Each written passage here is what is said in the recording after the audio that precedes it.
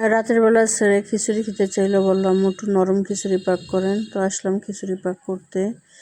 এখানে আজকে শুধুমাত্র একরকম ডাল নিছি, অনেক সময় 2-3 রকম ডাল দিয়ে বানাই। তো তেল দিয়ে দিলাম, লবণ দিয়ে দিলাম। আমি খিচুড়িটা প্রথম মনে হয় খুব সুন্দর করে হাত দিয়ে মাখাবো, তারপরে আমি আপনার এটা কষিয়ে নিব বা ভেজে নিব। তো ওটা হচ্ছে হলুদের গুঁড়া। আর আমি খিচুড়ি রান্না করি সবসময় খুব কম মশলা দিয়ে, কারণ বেশি মশলা দিয়ে খিচুড়ি রান্না করলে আমার কাছে ভালো লাগে না। তবে আমার এরকম খিচুড়ি রান্নাটাই আমার বাসায় আমার ভাই বোন, আমার বন্ধুরা সবাই খুব পছন্দ করে। এটা একটু মশলা দিলাম, এই মশলাটা আমি মাংসতে দিই সবসময়। পেঁয়াজ দিয়ে দিলাম। আমি খিচুড়িতে একটু বেশি পেঁয়াজ দিই। আপনি দেখবেন খিচুড়িতে একটু বেশি পেঁয়াজ দিলে খিচুড়িটা অনেক সফট হয়।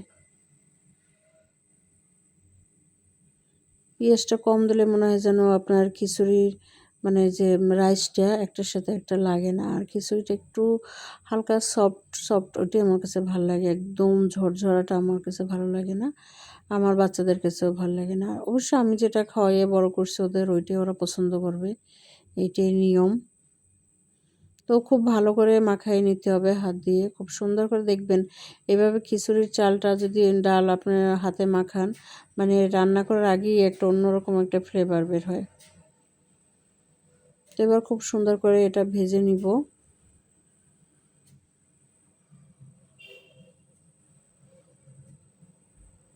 এদিকে মাংসটাও কষিয়ে নিচ্ছি।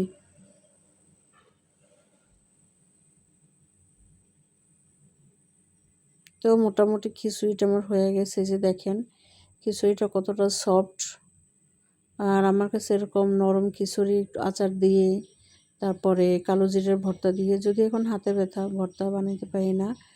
আর অনেকে জানেন আমার অ্যাক্সিডেন্ট হয়েছে, আমার হাতে এখনও পুরোপুরি ভালো হয় নাই। ভালো থাকবেন।